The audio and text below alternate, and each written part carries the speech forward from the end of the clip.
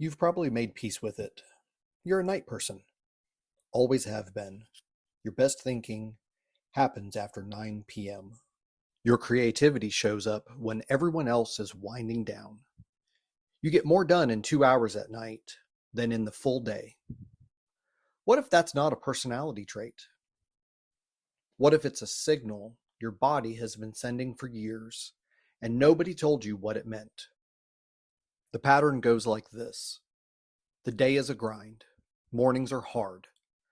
Afternoons are manageable if the coffee holds. But somewhere around 8 or 9 in the evening, something shifts. Your mind clears.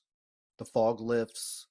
You feel like yourself, finally, fully present at exactly the time you're supposed to be preparing for sleep.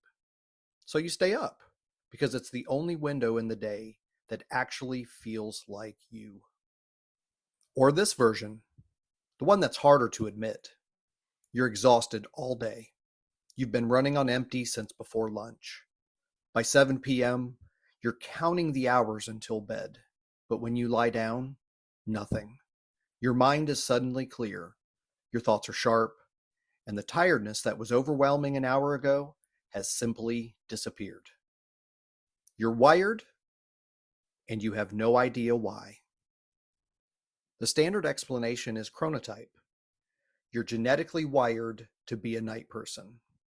Your circadian rhythm runs later than most. It's just who you are. And for a small percentage of people, that's true.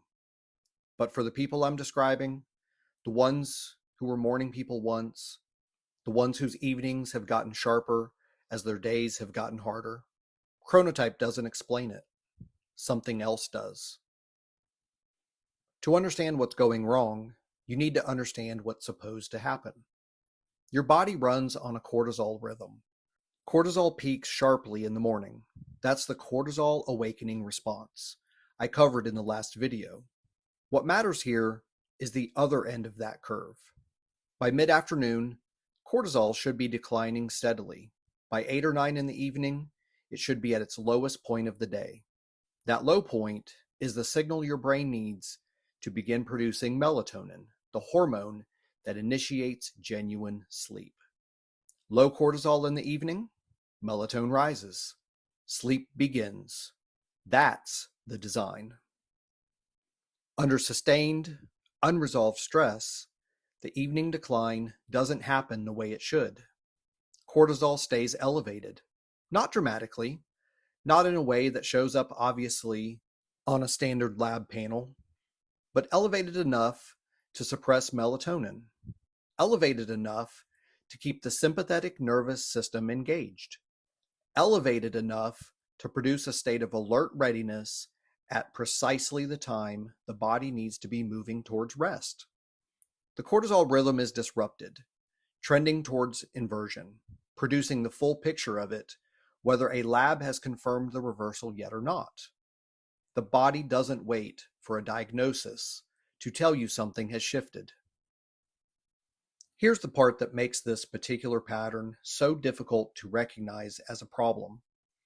Evening cortisol elevation, combined with the norepinephrine that accompanies sympathetic activation, produces a state that feels like mental clarity. Thoughts sharpen, focus improves, the background noise of the day quiets down. It genuinely feels like your best self showing up. Because stress chemistry and performance chemistry overlap significantly, the same hormones that sharpen you under pressure are the ones keeping you alert at 10 p.m. This isn't your peak. It's borrowed clarity, drawn from the same reserves that should be funding tomorrow's morning. The immediate cost is sleep onset. With cortisol suppressing melatonin, your body can't initiate sleep at the time your body actually needs it. You stay up, not necessarily because you want to, but because the physiological signal to sleep hasn't arrived.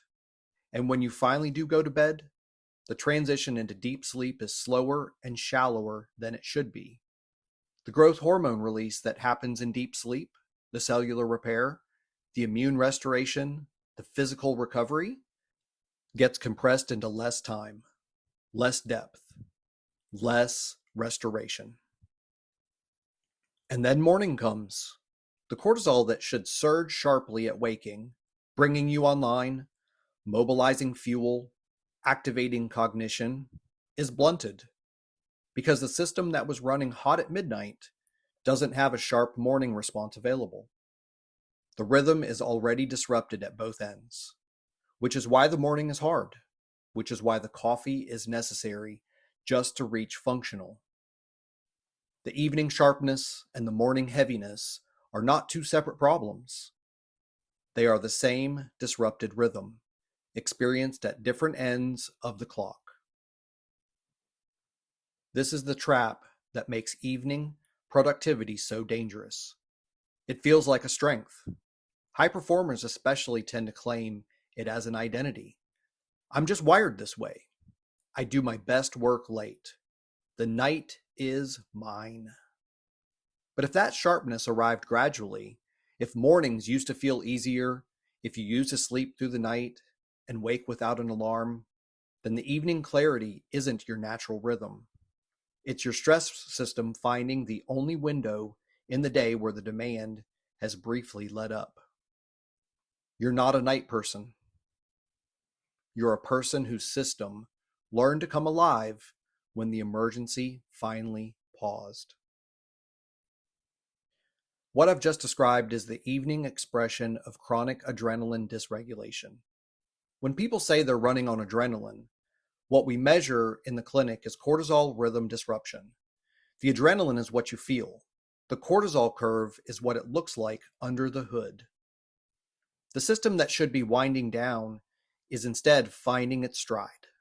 The fire that should be banked is burning brightest at midnight. This is borrowed fire. And every night you spend in that sharp, productive evening state, you are drawing on reserves the morning will need. Your evening clarity is real. The thinking that happens at 10 p.m. is genuinely yours. But it's running on the wrong fuel at the wrong time. And the invoice arrives every morning. Your body isn't broken. It adapted. When sustained load removed the possibility of genuine rest, it found the next available window and made that the peak. The intelligence of that adaptation is remarkable.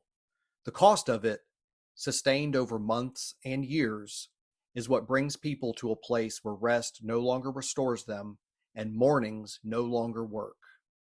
You don't have to earn your clarity by depleting your mornings. That trade has a ceiling, and most people find it later than they should have. If this is the first video of mine you've watched, the last video covers the full mechanism. Why rest stops restoring you, what happens to deep sleep, and how the body adapts so completely that it forgets what normal feels like. Worth watching. And in the description below is a free 5-day course.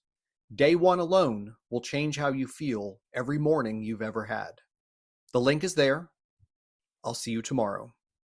I'm Dr. Jason Trombley, DAOM AP. This is the Adrenaline Project.